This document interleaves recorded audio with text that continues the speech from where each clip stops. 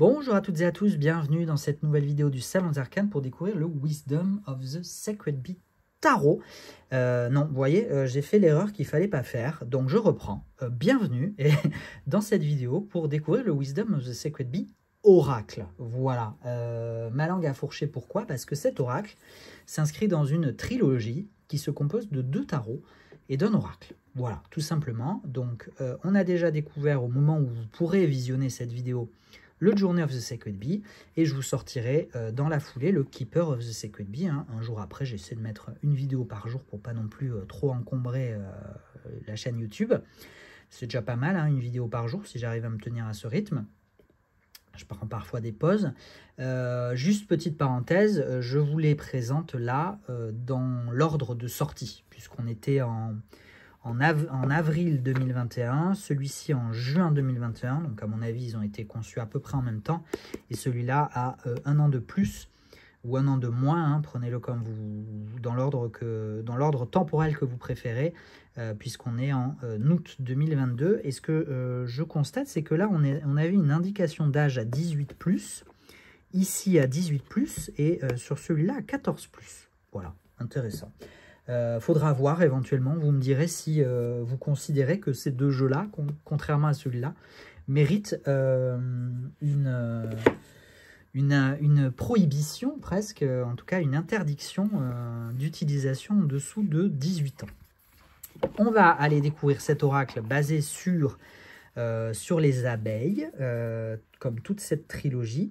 Ce que je peux vous dire juste déjà, c'est que le jeu arrive dans une boîte à ouverture latérale magnétique qui contient les cartes et le livret avec un petit ruban comme d'habitude. Ça ne change pas. Les tranches sont métallisées, un petit peu brillant, mais plus métallisé que brillant, violet, un petit peu comme ce violet, mais très très prononcé. Et vous voyez, moi, les cartes sont déjà, ça va pas forcément faire le focus, si ça y est. Les tranches sont déjà bien abîmées. Ça, c'est le souci avec les tranches comme ça, métallisées. Moi, j'aime pas trop, je préfère des tranches mates. Je trouve que ça se garde en plus mieux. L'abeille est toujours violet sur violet, là pour le coup, en impression métallisée aussi sur le dos. La qualité identique à d'habitude, aux autres jeux, pardon. 350 grammes très probablement, une finition mat et lisse. Moi, c'est tout ce que j'apprécie.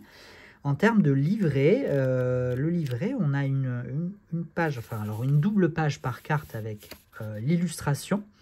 Et c'est nécessaire parce que, enfin nécessaire pas forcément, puisque les cartes ont quand même une dénomination, un titre, mais il n'y a pas de...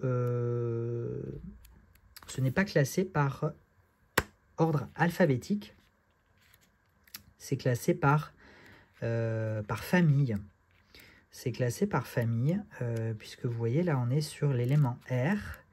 Et donc, je pense qu'on va trouver voilà l'élément O, etc. Donc, c'est classé par famille. C'est un jeu de combien de cartes? 68 cartes. Voilà, tout petit peu moins qu'un tarot, 10 cartes de moins. Mais c'est pour un oracle, un très bel oracle. 68 cartes, c'est très bel oracle. Il est possible que le jeu ait déjà été mélangé. On va voir ça un petit peu. J'ai une petite trace sur la carte.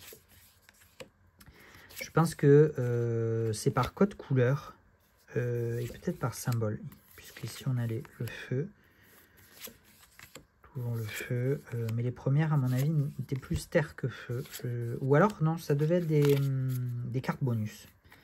La reine, oui, ce sont les trois familles d'abeilles, et donc ensuite on attaque avec le feu. Donc a priori elles sont classées. Ça fait un petit moment que les cartes sont ouvertes et vous savez que elles sont à disposition des visiteurs et visiteuses, que ce soit ici au bureau ou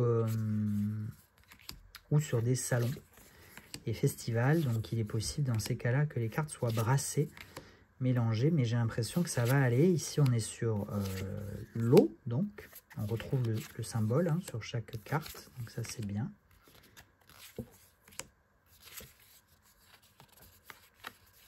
Je touche un petit peu les cartes, parce que vous voyez, celle-là, par exemple, elle a une pliure. C'était peut-être un...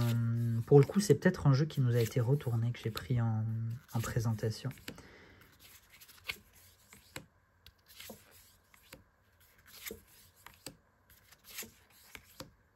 On passe à l'air. Du coup, si vous ne connaissiez pas les symboles élémentaires, je crois que c'est comme ça qu'on dit, et bien avec ce jeu, vous allez être familier.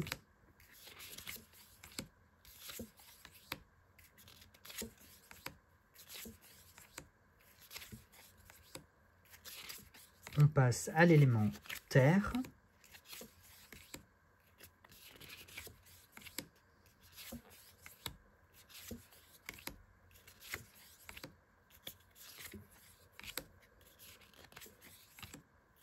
Bon, et après, je ne vous ai pas commenté, mais on retrouve exactement le même style d'illustration que pour les tarots et en plus aujourd'hui pour les autres jeux de Kelly Burton. Hein, donc, très coloré. Il y a beaucoup de formes géométriques aussi, hein, assez régulièrement des formes géométriques. On retrouve pas mal de collages. Et voilà ce que je peux dire sur le style graphique. Il y a un autre élément, je vais aller vous retrouver ça dans le livret. J'imagine que c'est un élément éther ou quelque chose comme ça. Ben voilà, l'element of ether, donc l'éther. Donc comment vous traduire ça autrement que par l'éther? Si vous êtes familier du travail élémentaire, vous devez déjà connaître, mais c'est difficile à expliquer, du coup, je trouve. Parce que moi, je ne suis pas un spécialiste, hein, donc j'aurais du mal à vous expliquer exactement. Voilà. Un petit article de blog sur le sujet ne ferait pas de mal. C'est une bonne idée, vous avez raison. Merci beaucoup pour la suggestion. J'en ai terminé avec cette vidéo. On se retrouvera donc prochainement pour clôturer cette trilogie avec la présentation du Keeper of the Sacred Bee. En attendant, comme d'habitude, vous prenez soin de vous et à bientôt. Ciao, ciao!